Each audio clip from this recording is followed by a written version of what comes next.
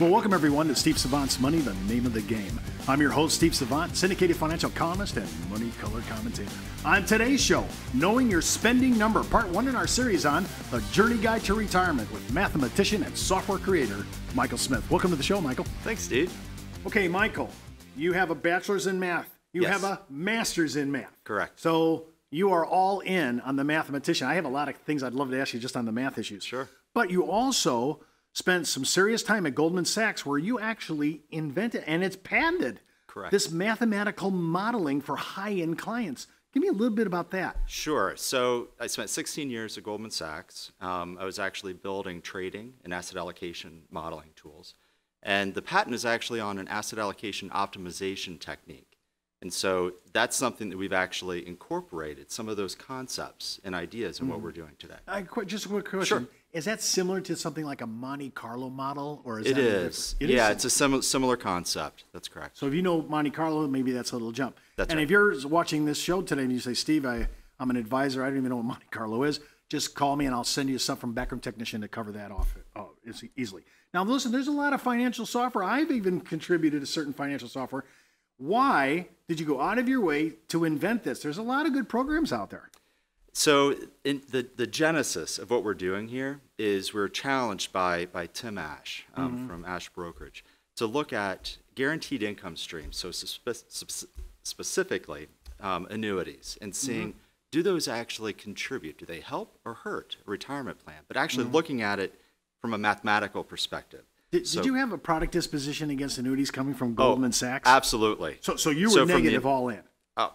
Coming from the investment world, absolutely. I was actually set to disprove that annuities actually fit in a plan. So what's it like to have a philosophical disposition against annuities and then run it on your own platform? Oh, it was quite an eye-opening experience. Okay. So, but not only did you do that for the discovery process for product bias, or in this case, whatever built-in prejudice some registered investment advisors and security licensed people have, but there's some other things that go along in this program that really demonstrate for the client, which is our end user ultimately, That's right. that really demonstrate things that no other software does demonstrate. Isn't that correct? Absolutely. Okay. Absolutely. Well, let's talk about that.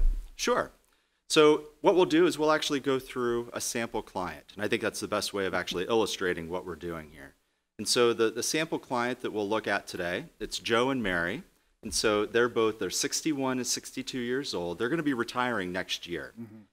And so you can see that we can indicate what state they're in, and they have a retirement spending goal. So this is important, a spending goal of $100,000.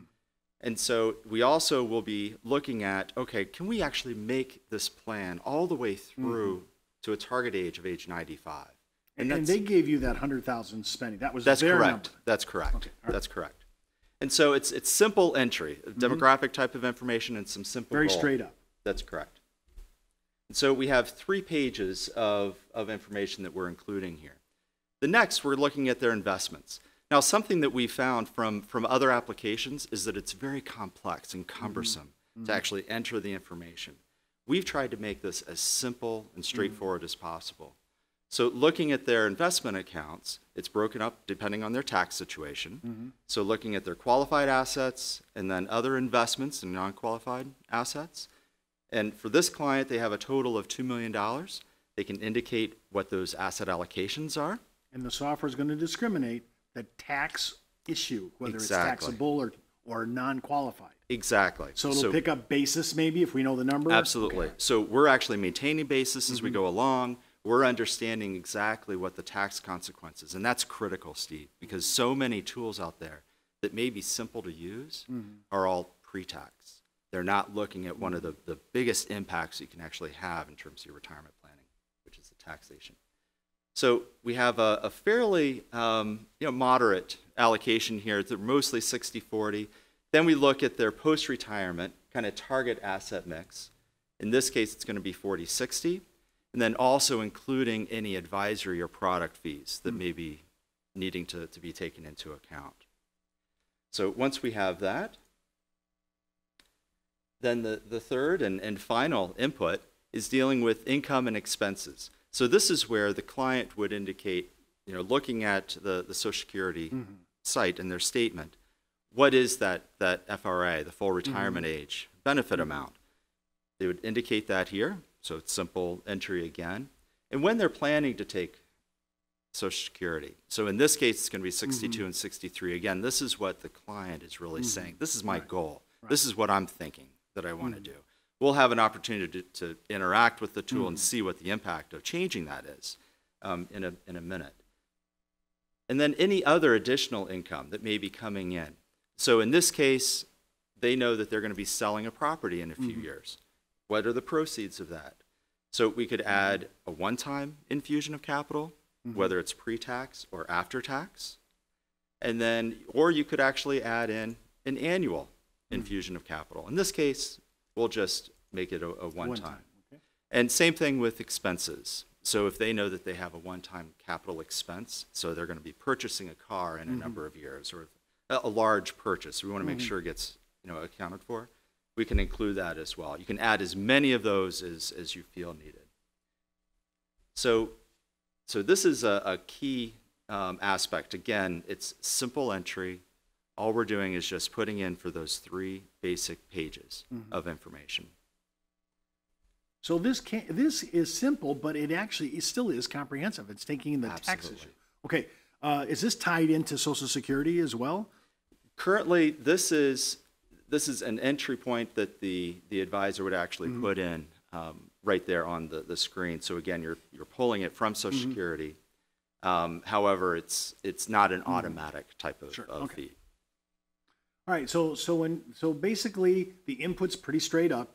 We're talking about the tax ramifications as well. Correct. And we're being able to discriminate between qualified and non-qualified monies. Correct. All right. Correct. So if I want to start making adjustments, I know we're going to get into this throughout the week. Sure. But when we start making adjustments, we're going to be able to compare, hey, they could have taken their Social Security. They requested at 60 to 63, but you're going to say, but if you went to full retirement age, or even more, you went out to age 70. That's right. There's some demonstration here that they can actually look at the ramifications of delay. That's right. And we take all of those things into account, and we're actually doing the calculation under the covers to see, is it actually better for Mary to take the spousal benefit at a certain point in time? So we're including all of that in the calculation. Okay, I love simplicity with all the comprehensiveness happening behind the scenes. Absolutely. All right, now I want to ask you about this because, you're talking about 5,000 market simulations. Yes. I mean, I'm thinking, hey, we're back in Monte Carlo land, right? That's right. So talk a little bit about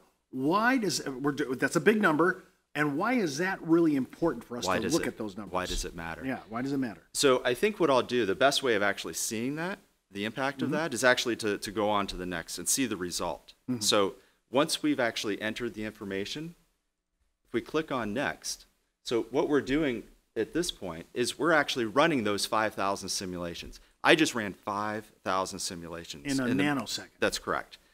Other tools that are out there will run up to 1,000 simulations. The reason why 5,000 is actually important, there's been quite a bit of research on this in terms of what is that right number.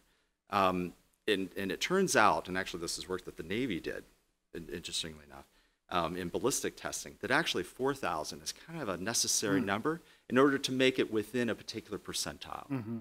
So if you're running too few, you won't get an accurate reading, an accurate number.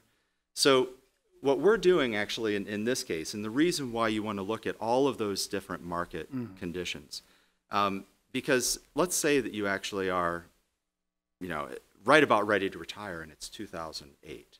Well, if you're looking at an average return in your calculations, an average return, say the S&P typically gets 7%, right? You're grossly overestimating. If you're only looking at an average return, you're grossly overestimating what that portfolio is actually going to produce. Okay, so just to make sure I'm understanding this and our audience is from an advisor point of view. Correct. Averages sometimes are not what we're looking for because the mean is not going to really demonstrate reality. That's what I just heard you say. And it's so critical to be able to understand this, Steve, because even if you're conservative and you're looking at, okay, say the average happens to be 7% from the S&P 500 in the past 30 years.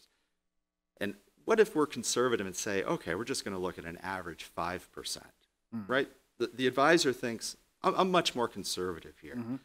What they're not taking into account, even if we're looking at an average 5%, is that sequence of those returns. So for example, you can imagine a client is building up their asset amount, and they're kind of reaching that mountaintop, just about ready to retire. And if at that point in time, they hit an immediate cliff, say 2008 or 2001, you know, we've experienced these, right, ourselves. Right, definitely. What happens at that point in time? You're no longer thinking about averages, right? You want to know, can I take that into account in my calculations? And that's what we're doing. We're looking at all of those different possible sequences of returns. Well, listen, don't forget to watch our next segment on the importance of interactive co-planning, part 2 in our series on the Journey Guide to Retirement. And keep in mind, before moving forward with any of the ideas on our show, always check with your tax consultant, legal counsel, or your financial advisor.